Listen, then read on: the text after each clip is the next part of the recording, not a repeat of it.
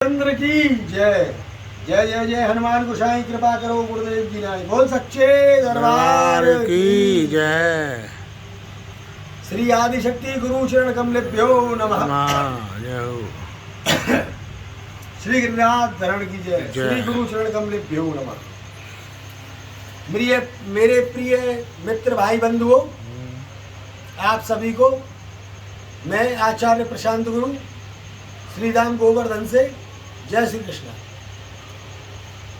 नवरात्रों का बड़ा पावन पर्व चल रहा है। इस पावन पर्व पर मैं आपको आज एक बड़ी छोटी सी और गुरुगम्य जो हमारे गुरु महाराज ने हमको प्रदान की थी जो विद्या, वो मैं आपको बताने जा रहा हूँ।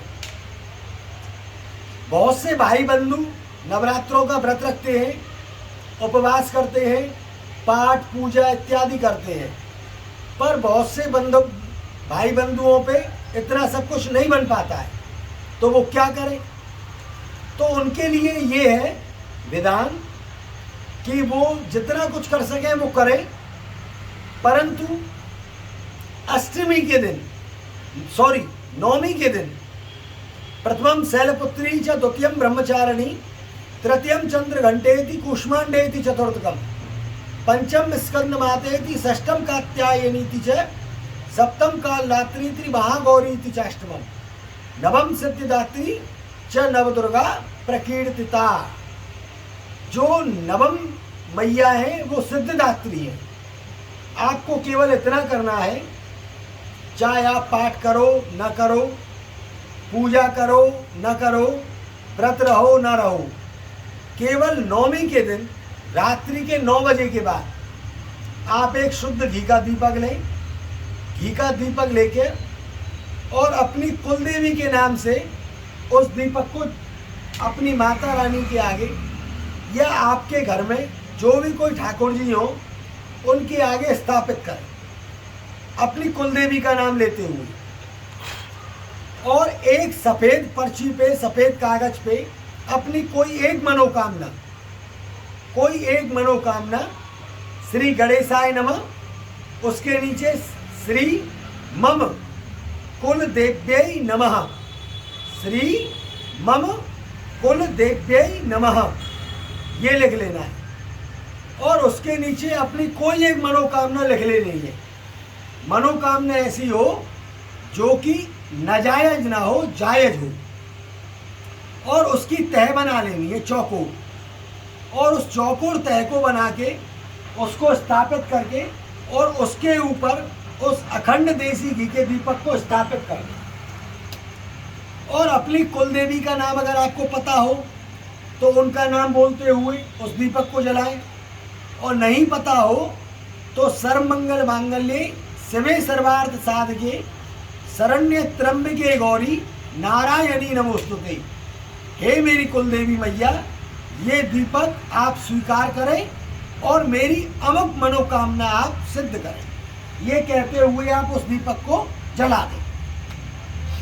और एक अनार, उसको धोकर उसके 4 भाग करके, अलग अलग नहीं करने, केवल ऊपर से काट के चौड़ा देना है। उसको एक पात्र में रख के, दोने में या कटोरी में शुद्ध में रख के, उसमें दक्षिणा रख के उसको भोग के लिए दीपक के सामने रख दें। हे कुलदेवी मैया, आप ये भोग प्रसाद स्वीकार करें। अब ध्यान देने की बात यह है कि एक तो वो दीपक बुझना नहीं चाहिए, पूरी रात अखंड रूप से जलता रहना चाहिए, और वो प्रसाद वहीं रखा रहना चाहिए। और आप उसको बीच में उठ के रात को देखते रहें, नियम संयम से रहें। अगले दिन जब आप सुबह सो के उठें तो वो दीपक जलता हुआ पाना चाहिए। अगर बाई चांस वो दीपक बुझ गया तो समझ लो आपने जो मनोकामना पर्ची में लिख के रखी है उस मनोकामना को पूर्ण होने में संशय है, या माँ जगदम्बा आपकी वो मनोकामना पूर्ण नहीं करना चाहती है, या आपकी वो मनोकामना गलत है। कुछ भी हो सकता है। वो दीपक जलता रहना चाहिए। फिर आप नहा धो के शुद्ध होके अपना नित्य नियम करके फिर आप आके माँ की दंडौत करें। दंडौत करने के बाद में उस दीपक को उठा के उसी दीपक से माता की आरती करें। आरती करके जो आपने उस पर्ची के ऊपर, यंत्र के ऊपर वो दीपक स्थापित किया है उसके ऊपर रख दें। फिर जो अनार का जो प्रसाद है उसका भोग लगाएं। भोग लगाने के बाद में फिर माता से क्षमा प्रार्थना करें और अपनी मनोकामना की विनती करें। कौन सी मनोकामना? जो मनोकामना आपने उस कागज पे, उस यंत्र पे लिखी है, उसी की आप प्रार्थना करें। प्रार्थना करने के बाद में धूप दीप दिखाएं माता को उसी दीपक का, और धूप दीप दिखाने के बाद में उस दीपक को वहीं जलने दें। और जलने के बाद में एक परिक्रमा करें। परिक्रमा ना कर सकते हो तो दंडोत प्रणाम करें। और वो जो प्रसाद रखा है उस प्रसाद को उठा के उसमें 10-20 रुपये यथाशक्ति दक्षिणा रख के किसी 12 साल तक की कुंवारी कन्या को, चाहे वो किसी भी वर्ण की हो, ब्राह्मण, क्षत्रिय, वैश्य, शूद्र, कोई भी वर्ण की हो, 12 साल तक की कन्या को आप दे दें और उसके पांव छू के उससे आशीर्वाद लें। तत्पश्चात उसके बाद में फिर मैया की उसी दीपक से आरती करें। और आरती करने के बाद में वो आरती लें और मैया से प्रार्थना करें कि हे माँ, मेरी ये अमुक मनोकामना आप सिद्ध करें। अब उस दीपक को उस यंत्र पे से हटा दें। और उस दीपक को हटाने के बाद में उस यंत्र को लेके या तो आप आपके गांव में कोई नहर हो, तालाब हो, नदी हो, उसमें बहा दें, नहीं तो किसी पीपल के पेड़ के नीचे उसको गाड़ दें। एक बिलात गड्ढा खोद के किसी पीपल के पेड़ के नीचे या किसी बट वृक्ष के पेड़ के नीचे गाड़ दें। और गाड़ के ऊपर से गाड़ के 1-2 रुपये दक्षिणा रख के उसको मिट्टी से दबा दें। और ऊपर से मीठा जल, 1 लोटा जल, उसमें थोड़ा मीठा डाल के वो माता रानी का, कुल देवी का नाम लेते हुए चढ़ा दें और वहाँ अपनी प्रार्थना कराएं। पलट के देखे नहीं, अपने सीधे पहले घर आ जाएं या पहले सीधे मंदिर में आके दंडोत प्रणाम करें। और जो कुछ भी श्रद्धा हो माता के चरणों में यथाशक्ति भेंट करें और अपनी प्रार्थना करें। आपका 90 दिन के अंदर अंदर जो आपने मनोकामना लिखी है वो निश्चित ही पूरी होगी, टल नहीं सकती है।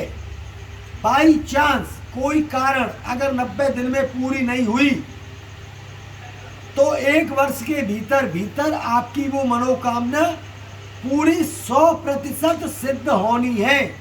आपका वो कार्य ब्रह्मा भी नहीं टाल सकता। सहज मन से करें, शुद्ध मन से करें, किसी का कोई अहित ना करें, नहीं तो ये आप पे क्रिया उल्टी पड़ जाएगी।